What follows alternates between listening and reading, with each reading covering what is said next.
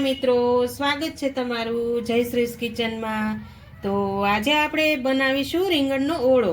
તો રીંગણનો ઓળો બનાવવા માટે અહીંયા મેં મસ્ત મજાનું રીંગણ લઈ લીધું છે। તે 500 ગ્રામનું રીંગણ છે।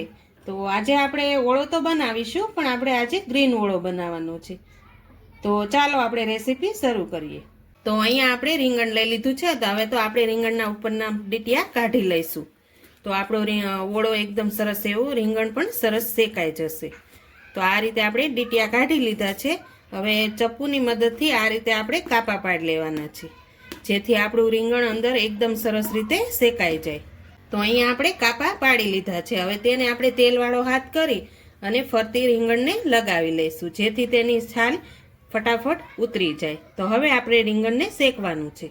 તો અહીંયા આપણે ગેસ ચાલુ કરી દીધો છે અને હવે રીંગણને આપણે આ રીતે રાખી અને શેકી લેવાનું છે।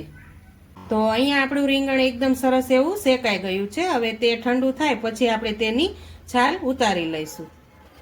તો અહીંયા મેં પાણી ઉકળવા મૂકી દીધું છે। હવે તેની અંદર આપણે પાલક એડ કરવાની છે। તો આપણે ગરમ પાણીની અંદર પાલક એડ કરી અને ઉકળવા દેવાનું છે। આજે આપણે ગ્રીન ઓળો બનાવીએ છીએ એટલા માટે આપણે પાલકની જરૂર પડશે। તો અહીંયા એકદમ સરસ ગરમ પાણીમાં પાલક એડ કરી દીધી છે। તો હવે તેને આપણે બહાર કાઢી લઈશું। તો અહીંયા મેં મિક્સર જાર લઈ લીધું છે। હવે તેની અંદર આપણે જે ગરમ પાણીમાં પાલક રાખ્યું હતું તે એડ કરી આની આપણે પેસ્ટ બનાવી લઈશું।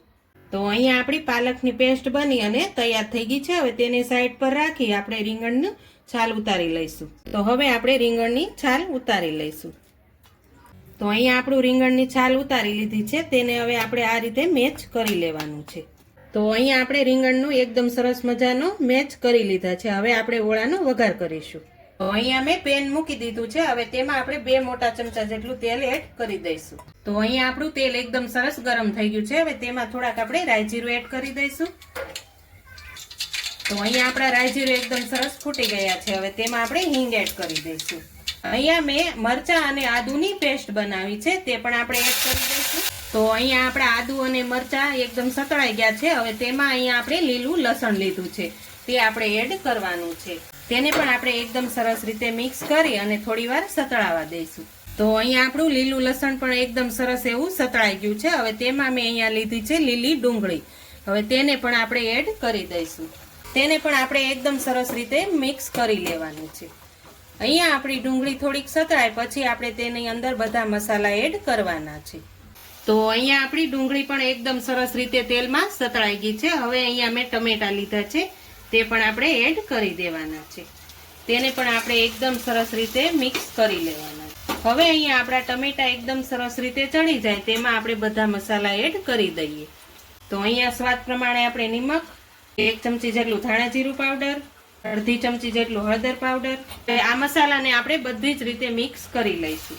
તો અહીંયા આપણે ગ્રીન ઓળો બનાવીએ છીએ એટલે આપણે બધી જ વસ્તુ ગ્રીન એડ કરી છે, જેથી આપણો ઓળો એકદમ સરસ ટેસ્ટમાં બેસ્ટ બનીને તૈયાર થશે। તમે પણ એકવાર આ રીતે ઘરે જરૂરથી બનાવજો।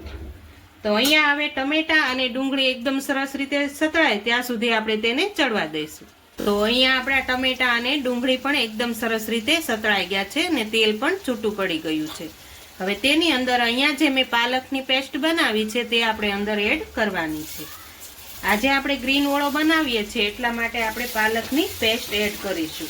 તો તેને પણ આપણે એકદમ સરસ રીતે મિક્સ કરી લેવાનું છે। તો અહીંયા આપણા બધા જ મસાલા એકદમ સરસ રીતે ચડી ગયા છે। હવે તેની અંદર આપણે જે રીંગણ મેચ કર્યું છે તે આપણે એડ કરી દેવાનું છે। હવે તેને પણ આપણે એકદમ સરસ રીતે મિક્સ કરી લેવાનું છે।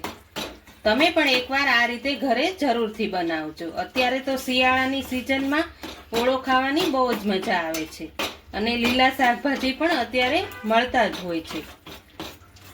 તો આપણે સાદો ઓળો બનાવીને તો ખાતા જ હોઈએ છીએ, પણ તમે એકવાર આ રીતે ગ્રીન ઓળો બનાવી અને ખાજો, બહુ સરસ એવો ટેસ્ટ આવશે। તો હવે તેને આપણે 2 મિનિટ સુધી ચડવા દઈશું। તો અહીંયા આપણો ઓળો બની અને તૈયાર થઈ ગયો છે। હવે ઉપરથી આપણે લીલા ધાણા એડ કરી દઈશું। તો હવે તેને આપણે એક બાઉલની અંદર લઈ લઈશું। તો તૈયાર છે આપણો એકદમ ટેસ્ટી એવો ગ્રીન ઓળો। તમને જો મારી આજની રેસીપી પસંદ આવી હોય તો મારા વિડીયોને લાઈક કરજો, વધુમાં વધુ શેર કરજો, ને હજુ સુધી મારી ચેનલને સબસ્ક્રાઈબ ન કરી હોય તો પ્લીઝ સબસ્ક્રાઈબ કરી દેજો ને કોમેન્ટ કરીને કહેજો કે તમને મારી આજની રેસીપી કેવી લાગી.